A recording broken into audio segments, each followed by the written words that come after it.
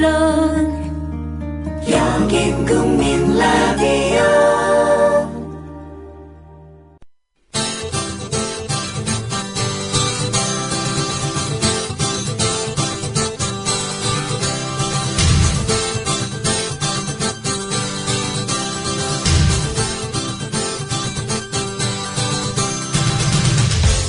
투박하지만 정직하다. 비평을 비평하는 남자 서영석. 그가 바라본 세상. 사설과 칼럼을 통해 오늘을 짚어본다. 서영석의 라디오 비평. 안녕하십니까, 서영석입니다. 지난 주말 잘 보내셨습니까? 청와대가 상케이 신문에게 끝까지 강하게 나가겠다라면서 법적 대응을 하겠다고 나섰습니다마는 오늘 이날까지 법적 대응하지 않은 것으로 드러났습니다. 대신 무슨 시민단체인지 뭔지 하는 데서 고발한 사건을 예의주시하고 있다라고만 얘기를 하고 있습니다. 자유수호청년단 그리고 독도사랑이에요. 처음 들어보는 단체이긴 합니다만은 이들이 상케이신문 가토지국장을 명예훼손 혐의로 서울중앙지검에 고발을 했고, 그리고 사건을 배당받은 행사 일부는 가토지국장에 대해서 12일 검찰 수석을 현재 통보한 상태입니다. 그러나 청와대가 직접 고소한 건 아닙니다. 제3자가 고발한 사건을 다만 예의주시하고 있다라고만 얘기하는 겁니다. 왜 그런가? 그 사정, 먼저 어떤 내용이길래 이렇게 문제가 되고 있는지, 일본 상케이신문의 박근혜가 누구를 만났나라는 기사 전문을 먼저 소개를 해드리고요. 그리고 IMPT가 분석한 박정희의 성상납과 박근혜의 사라진 7시간 소개해드리겠습니다. 알고 보니까요, 저도 이 칼럼을 보고 알았는데 우리 주진우 기자가 박정희가 성상납을 받다가 총을 맞아 죽었다라고 표현한 대목이 명예훼손죄로 고발이 되었다가 1심에서는 유죄 판결을 받았는데 2심에서는 무죄 판결을 받았다고 하네요.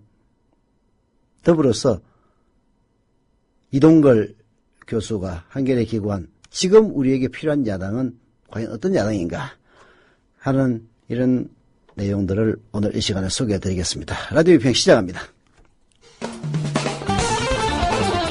함께하고 계신 방송은 정치평론가 서영석 미디어협동조합 이사장이 진행하는 라디오 비평입니다. 지상철 조합원 신청 광고입니다. 강화대교 앞에서 개념 부부가 만드는 개념 곰탕 연지연 곰탕. 연지연이란 가마솥의 장작불로 온종일 구워내는 곰탕을 서로 나누어 이어지는 인연이란 뜻입니다. 연지연 곰탕이 민주주의를 열망하는 조합원 여러분과 국민의 건강을 책임지겠습니다. 곰탕 포장 판매는 한 팩 800g에 7,000원이며 7팩 이상은 무료 배송으로 드립니다. 연지연 곰탕은 강화대교 입구에 위치해 있습니다. 단체 주문 예약 및 포장 주문 전화번호는 010-7252-1114, 010-7252-1114, 031-989-9968. 조합원 단체 예약은 10% 할인해드립니다.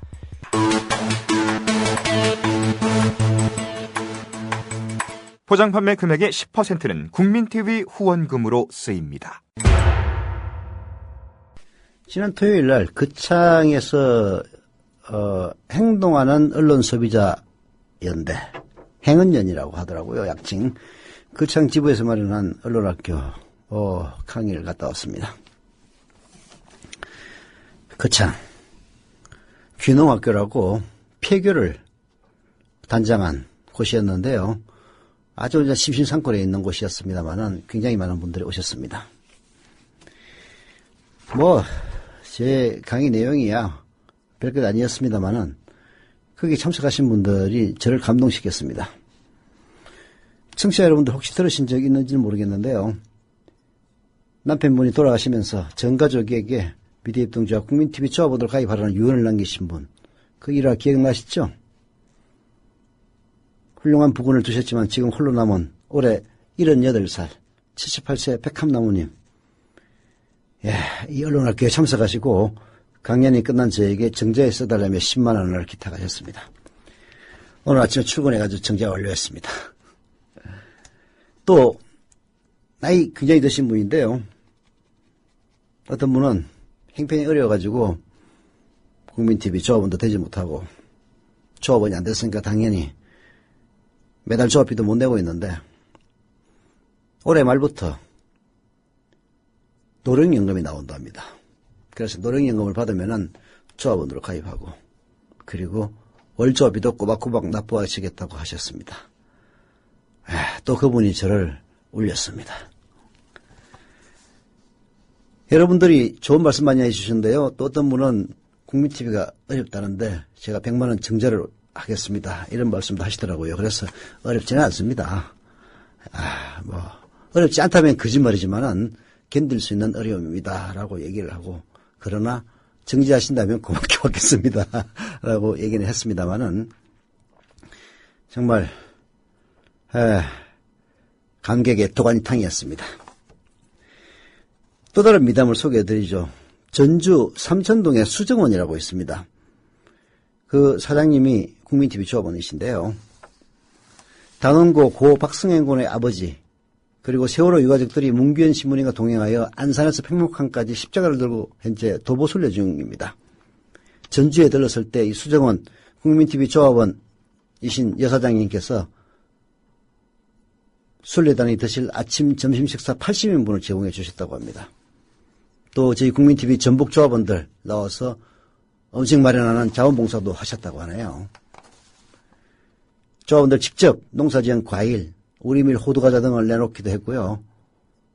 그리고 수정원에서는 시래기국과 나물반찬, 조기구이, 달걀부침, 쑥송편, 요구르트, 상황, 백숙, 감자탕, 소불고기, 전골, 찰밥, 수박 등등 푸짐하게 내놓아서 십자가를 들고 도보 행진 중인 그 순례단 그래도 한 끼 두 끼나마 마음 놓고 드시게 해줬다고 합니다. 감사드립니다. 이거 소개를 해주지 않을 수가 없어서 제가 소개를 해드렸습니다. 더불어서 국민TV 조합원 되고 싶으신 분들은 말도 잘 안 나오네. 국민TV 홈페이지 kukmin.tv로 들어오셔서 맨 위쪽에 조합원 가입 신청 클릭하시면 됩니다. 인터넷 사용 불편하신 분들의 경우에는요. 미대등급 사무국 02-3144-7737 02-3144-0933으로 전화 주시면 직접 친절하게 가입시켜드립니다. 자, 오늘 지난 주말에 사실 소개해드리다가 시간이 없어서 소개를 못 해드렸는데요. 산케이 신문의 기사 도대체 어떤 내용이길래 청와대가 호들갑을 떠나 그 기사를 소개해드리겠는데요. 전문 번역한 걸 소개해드리겠습니다. 읽어보면요. 신경이 될 게 하나도 없습니다. 산케이에 신경질을 내야 될 게 아니라 김기춘에게 신경질을 내야 되고 그리고 조선일보에 신경질을 내는 게 맞습니다. 과연 어떤 내용인지 소개해드립니다. 박근혜 대통령 여객선 침몰 당일 행방불명 누구와 만났나? 네, 이게 바로 산케이 신문의 기사 제목입니다. 박근혜 대통령 여객선 침몰 당일 행방불명 7시간 미스터리죠. 과연 누구와 만났느냐라는 제목의 기사 소개드립니다. 여론조사 전문기관 한국갤럽에 따르면 7월 마지막 주 박근혜 대통령의 지지율은 전주에 이어 40%로 나타났다. 불과 3개월 반 전에는 6할 전후였던 만큼 대통령의 권위는 이제 볼품없이 돼버렸다는 것을 말해준다. 이렇게 되면 나오는 것이 대통령 등 권력 중추에 대한 진위불명의 소문이다. 이런 가운데 세월호 여객선 침몰 사고 발생 당일인 4월 16일 박 대통령이 낮 7시간에 걸쳐 소재 불명이었다는 팩트가 나왔다. 정권이 혼탁해질 만한 사태가 생긴 것이다. 7월 7일 국회 운영위원회에 대통령 측근인 김기춘 청와대 비서실장이 나왔다. 우선 질문자인 좌파 성향 야당 새정치민주연합의 박영선 원내대표와 김 실장과의 문답을 소개한다. 이 서울의 카토 타치야 기자가 보낸 이 기사 이렇게 해설을 한 다음에 맨 먼저 소개한 것이 바로 7월 7일 국회 운영위원회에서 김기춘과 박영선의 대화를 먼저 소개를 해드립니다. 자, 참고로 박영선 대표 뭐 다 아시겠지만 여성이니까 우리 최희연 아나운서가 얘기하고요. 김기춘이 역할을 제가 해가지고 이 문답을 소개해드립니다. 김 실장, 세월호 사고 당일 박 대통령에게 서면으로 보고하고 10시로 했다는 답변이 있었군요. 네. 그때 대통령은 어디에 계셨는지. 나는 정확히 모르지만 국가안보실에서 보고를 했다고 들었습니다. 대통령이 어디에 있으면 서면 보고를 하게 되는 건가요? 대통령에게 서면 보고를 하는 경우 많습니다. 많다. 상태가 임박했음을 청와대가 인식하고 있지 않던가요? 다릅니다. 그럼 왜 서면 보고인가요? 정확한 상황이 그랬다고 이렇게 박근혜 대통령 측근과 이런 문답을 통해서 이 가토 타츠의 기자는 이렇게 해설을 합니다. 박근혜 대통령은 측근과 강요들과의 의사소통도 되지 않은 불통 대통령이라는 비판을 받고 있다. 대통령 보고는 메일이나 팩스에 의한 서면 보고가 대부분이라 이날 질의도 야당 측은 서면 보고에 대해 타인의 생각을 받아들이지 않는 박근혜 대통령의 불통 정치의 본질이라며 문제시했다. 그 다음 질문은 4월 16일 바로 세월호가 침몰한 날 당시 박근혜 대통령의 소재에 이르른다라면서 다시 문답을 가토다츠의 기자 소개합니다. 대통령은 집무실에 있었습니까? 위치에 관해서는 전 모릅니다. 비서실장이 모르면 누가 알고 있나요? 비서실장이라고 해서 대통령의 움직임을 하나하나 알고 있는 건 아닙니다. 대통령의 스케줄이 없었다고 들었습니다. 집무실에 없었단 말인가요? 아닙니다. 그럼 왜 모릅니까? 집무실이 멀어서 서면 보고를 잘 합니다. 대답이 명확하지 않습니다. 이해하기 어렵습니다. 왜냐하면 대통령의 서면 보고가 여러 가지 문제가 되고 있기 때문입니다. 네. 박영선 대표, 이 시점에서 국회와의 연락 조율을 담당하는 조윤선 정무수석 비서관, 전 여성가족부 장관이죠. 조윤선 정무수석 비서관의 답변을 요구를 합니다. 그래서 박영선 대표 묻고 조윤선이 답하는, 조윤선은 여성입니다만은 제가 대신해서 얘기하겠습니다. 다시, 박영선 대표 계속 추궁합니다. 조정무 수석 비서관 마이크 앞으로 오세요. 여성가족부 장관 때도 주로 서면 보고했다고 들었습니다. 직접 대면에 대통령에게 보고한 적이 있습니까? 네, 있습니다. 언제요? 대면 보고를 할 필요가 있을 때입니다. 무슨 때요? 안건까지는 기억나지가 않습니다. 그럼 알아보고 나중에 서면으로 제출하세요. 이런 일련의 문답은요, 박근혜 대통령이 청와대 내에서 소통이 잘 안 된다는 것을 보여주는 일화라 하지만 정부가 국회에서 대참사 당일 대통령의 소재나 행동을 묻고 대답할 수가 없다니 한국의 권력 중추는 이렇게도 불투명한 것이냐? 이렇게 가토 다츠야 기자는 물어봅니다. 그러면서 청와대를 열받게 만든 대목으로 넘어가죠. 이와 관련된 불만은 소문의 확산으로 이어지고 있다. 대표적인 예는 한국 최대 부수의 일간지 조선일보 기자 칼럼이다. 7월 18일에 게재된 대통령을 둘러싼 소문, 바로 이것이다. 칼럼은 7월 7일 청와대 비서실의 국회 운영위원회 업무보고에서 세월호 사고 당일 박 대통령이 오전 10시경에 서면 보고를 받은 것을 끝으로 중앙재난대책본부를 방문할 때까지 7시간 동안 만난 사람이 없다고 지적, 대통령에 관한 의혹을 제시했다. 바로 조선일보 최보식 기자의 칼럼, 대통령을 둘러싼 풍문, 이 칼럼을 굉장히 장황하게 인용을 합니다. 그러면서 7시간 동안 박근혜 대통령을 만난 사람이 없었다 라면서 대통령에 관한 의혹을 다른 것도 아닌 조선일보 최보식 기자가 제기를 하는 거죠. 이 칼럼 이렇게 이어집니다. 김 실장이 모른다고 한 것은 대통령을 지키기 위한 것이다. 그러나 이는 비서실장에게도 쉬쉬할 대통령의 스케줄이 있었던 것으로 해석됐다. 세간에서는 대통령은 당일 모처에 비선과 함께 있었다는 소문이 만들어졌다. 바로 대통령은 그 당일 모처에서 비선과 함께 있었다는 소문이 만들어졌다라고 얘기한 사람은 다른 데도 아닌 조선일보 최보식 기자입니다. 비선. 가토 다츠야 기자는 이렇게 해설을 합니다. 비선이라는 말은 알기 힘든 표현이다. 한국어 사전에도 찾기 어려운 말이지만 아마도 비밀리에 접촉하는 인물을 뜻할 것이다. 칼럼을 쓴 기자는 분명히 구체적인 인물을 염두에 두고 있는 것으로 보인다. 칼럼은 이렇게 계속된다라고 가토 기자는 계속 해설하면서 이 칼럼을 소개합니다. 대통령을 둘러싼 소문은 증권과 정보지, 타블로이드판 주간지에도 등장한다. 이렇게요. 그 소문이라는 것은 이른바 양식 있는 사람은 꺼내기조차 스스로의 품격을 낮춘다고 생각하고 할 정도로 저속한 것이었다고 합니다. 그 소문이란 과연 뭡니까? 정권과 관계자에 따르면 박근혜 대통령과 남성의 관계에 관한 것이었다는 겁니다. 상대는 대통령의 모체 새누리당 전 측근에 따르면 당시에 아내가 있는 남자였다는 이런 이야기입니다. 하지만 이 소식 등은 더 이상 구체적으로는 말하지 않았습니다. 게다가 이 소문은 아마 한국의 인터넷 등에서는 사라지고 읽을 수도 없게 됐다라고도 말했다는 거죠. 일종의 도시전설화한 것이다 라고 카토 기자는 해설을 합니다. 칼럼에선 해당 소문을 박 대통령을 둘러싼 남녀 관계에 관한 것이라고 확실하게 기술하지 않았다.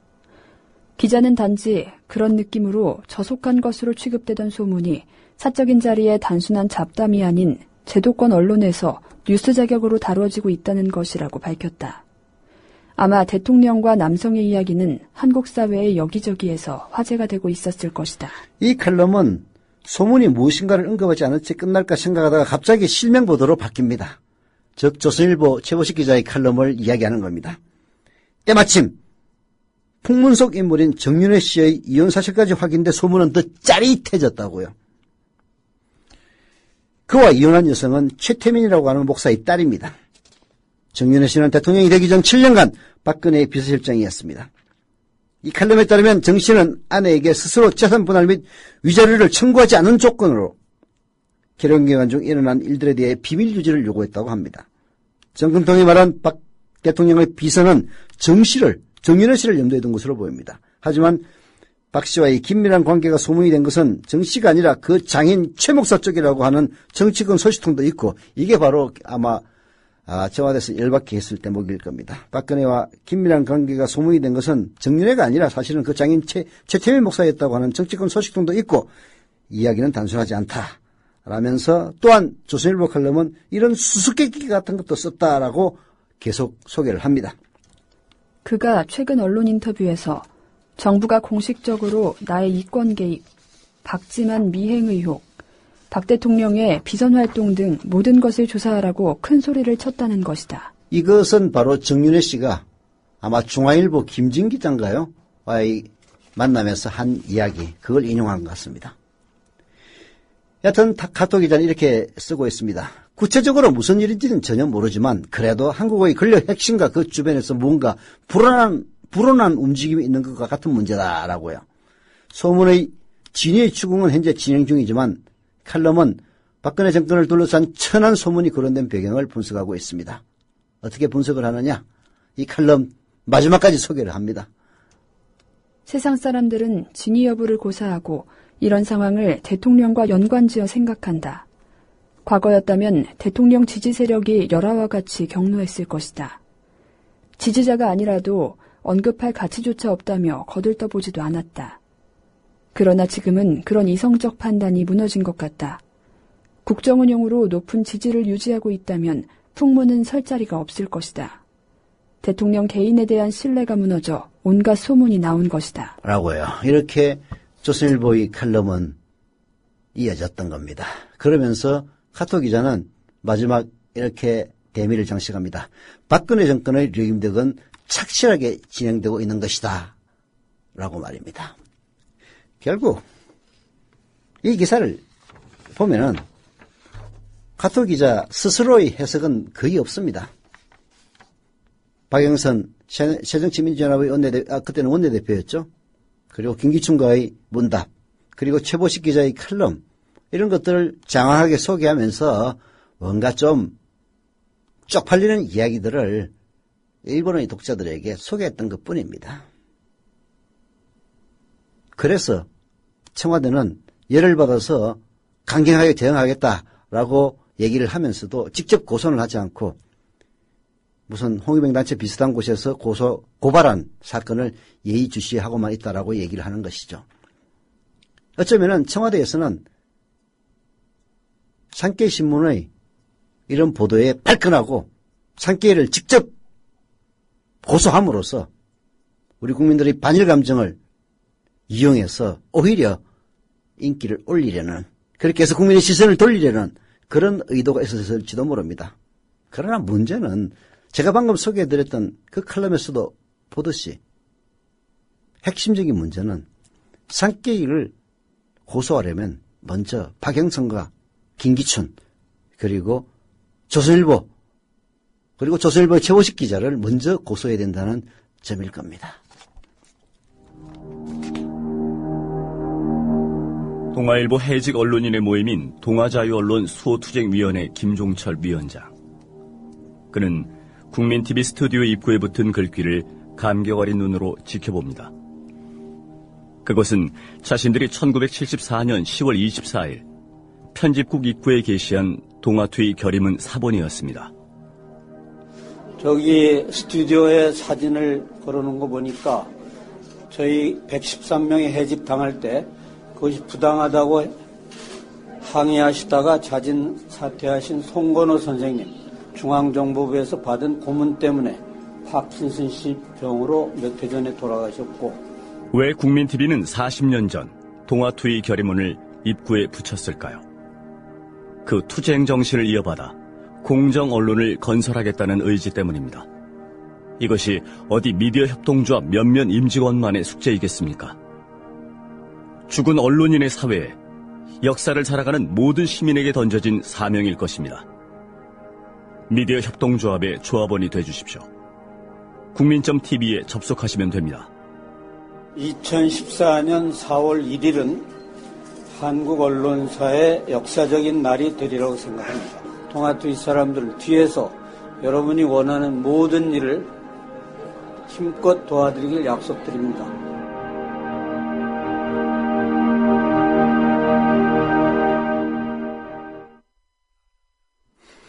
예, 게시판에서 마타하리 님이 오늘 일부자 증저와 CMS 신청했습니다. 이제 마음이 편합니다. 라고 써주셨네요. 감사드립니다.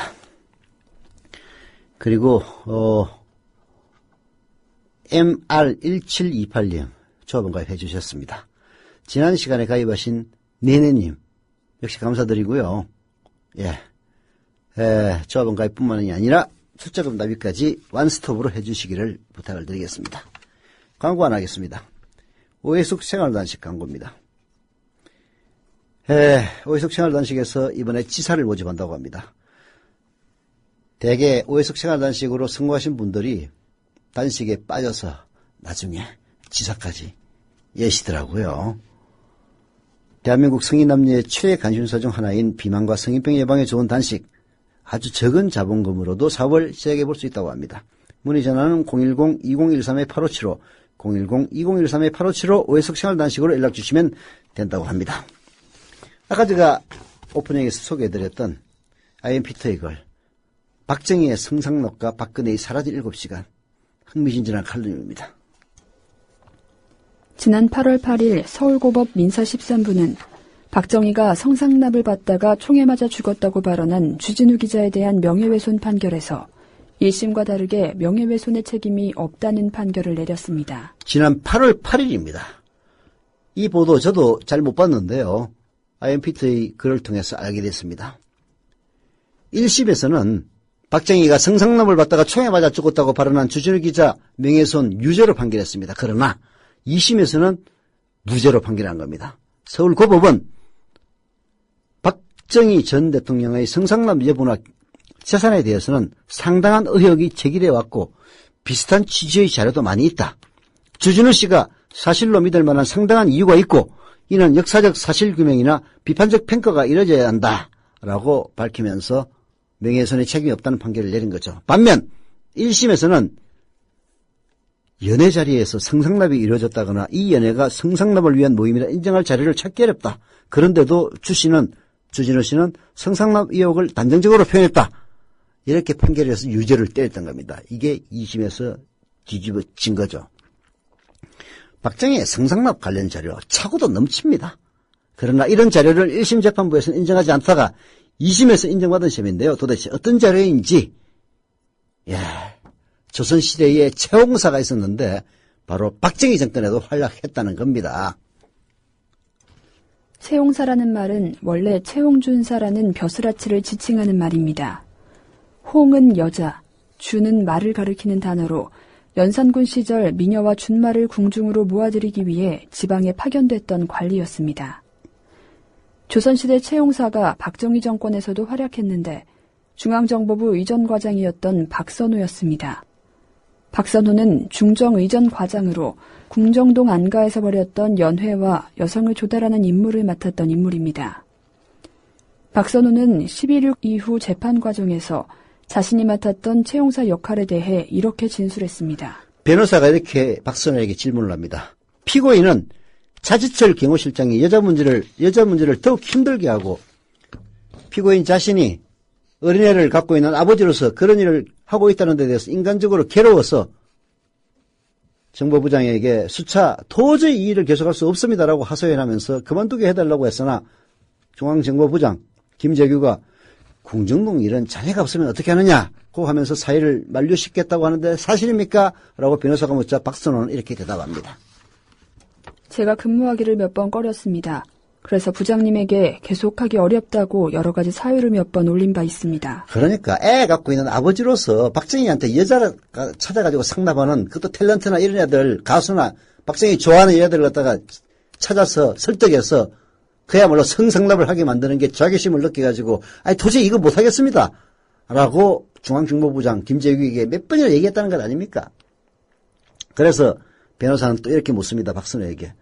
결국 정보부장 김재규가 자네가 없으면 어떻게 하느냐 이렇게 해서 할 수 없이 그렇게 했다. 뭐 그런 얘기입니까? 라고 그런 취지로 묻자 박선호 이렇게 대답합니다. 네, 저를 신임하셔서 자꾸 계속적인 근무를 원하셨습니다. 변호사는 또 이렇게 묻습니다. 청와대 차지철 경호실장은 돈을 얼마든지 주더라도 좋은 여자를 구해달라고 하면서 실제로 돈은 한 푼도 주지 않을 뿐 아니라 하도 말만 많아서 피고인이 경호처장인 정인영한테 당신이 고르라고 했더니 청와대에서 고르는 걸 국민들이 알면 큰일 난다며 안 된다고 하기에 피고인은 그러면 골라놓은 사람들에게 좋든 싫든 말이나 말아야 할 것 아니냐라고 항의까지 했더니 그 이후에는 차지철도 잔소리가 젖어졌다는데 그렇습니까? 라고 변호인이 묻자 박선호는 그래도 의리를 지켜서 말씀 안 하겠습니다. 라고 답변을 합니다. 이건 1979년 12월 11일 군법회의 제1심 4번째 공판 그때 당시 변호를 맡았던 강신옥 변호사와 그리고 박선호와의 일문일답을 소개해드린 겁니다. 박선호 결국 행장이슬로 사라지죠. 박선호는 딸과 같은 여성을 박정희의 연회에 조달하는 업무에 대해 회의감과 고통을 토로했습니다. 특히 차지철 실장이 TV나 주간지를 보다가 여성을 지명해놓고 돈은 얼마든지 줄 테니 부르라고 해놓고 돈이라고는 10원도 주지 않았다며 차 실장을 탓하기도 했습니다. 그러나 직접 연회에 조달됐던 여성에 대해 말을 아꼈던 박선호도 11.6 당일 가수 심수봉과 대학생 신재순을 내자호텔 커피숍과 프라자호텔에서 궁정동으로 데리고 왔다가 나중에 돈을 줘서 돌려보낸 일은 진술했습니다. 변호사와 채용사의 역할에 대해 말을 아꼈던 박선호는 재판 말미에 가서는 폭탄 발언을 합니다. 박선호는 최후 진술에서 궁정동 안가가 어떤 곳인지 그리고 박정희의 술자리 여인에 대해 진술하기 시작했습니다. 박선호는 이렇게 이야기합니다. 어제 여기에서 검찰관께서 그 집은 사람 죽이는 집이냐 하는 질문 같지 않은 질문도 했습니다만은 그 집은 즉 궁정동 안가는 사람 죽이는 집이 아닙니다. 그와 같은 건물 5개가 있는데 이거는 각하 즉 박정희가 전용으로 사용하는 건물로서 이렇게 하자 법무사가 피고인 판사 아닌가? 법무사로 나오지?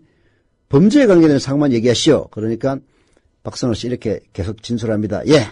그래서 이걸 제가 발표하면 서울시민이 깜짝 놀랄 거고 여기에는 여러 수십 명의 인류 연예인들이 다 관련되어 있습니다. 명단을 밝히면 시끄럽고 그와 같은 진행 과정을 알게 되면 세상이 깜짝 놀랄 일들이 많이 있습니다. 평균 한 달에 각하가 10번씩 나오는데 무슨 얘기입니까? 그 궁정동 안가에 나오는 인류 연예인들이 수십 명이 넘고 박정희가 그 안가에 한 달에 평균 10번은 나온다는 건 아닙니까? 최소한 10번씩은 성상납을 했다는 이야기입니다. 이렇게 박선호의 진술 내용을 보면은 박선호는 아이를 둔 아버지로 딸과 같은 연령의 여성을 박정희의 행사에 조달하는 임무에 늘 고통을 받아왔다는 겁니다. 박선호는 여성 관련 진술을 막으려는 제지에도 불구하고 공정동 안가가 박정희가 전용으로 사용하는 건물이며 여기에 수십 명의 인류 연예인들이 관련되어 있고 박정희가 한 달에 평균 10번씩은 그 공정동 안가에 나온다는 그런 증언을 했다는 겁니다. 12.6 당시 여자 가수와 대학생이 현장에 있었다는 사실을 국민들은 잘 몰랐습니다. 나중에 알게 됐을 때도 일부 국민들은 유경수 여사를 떠나보내고 남자라서 외로워서 그랬다는 동정론이 심했습니다. 유경수 여사가 죽고 나서 박정희가 여성을 궁정동 안가에 불렀다는 동정론은 무의미합니다. 박정희는 일본 군대 문화 속에 뿌리 박혀 있는 배꼽 아래 새치에는 인격이 없다라는 말에 따라 성적인 면에서만큼은 자신에게나 부하에게 엄청나게 관대하기도 했습니다.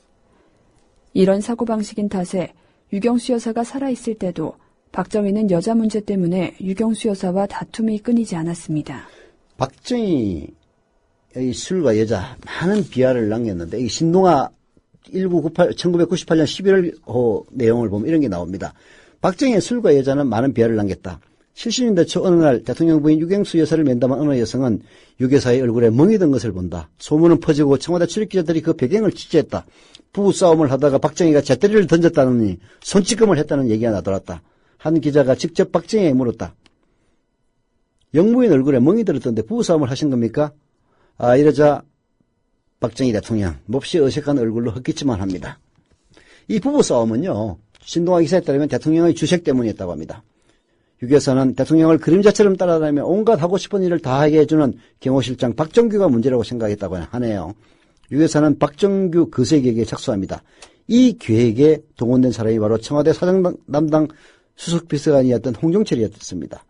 유경수, 홍종철을 엄밀히 불러서 박정규의 부도덕한 행위에 대해 눈물을 글썽이며 규탄합니다. 내가 이 사람을 더 이상 각하기 때문에 놓아둘 수가 없습니다. 방법이 없을까요?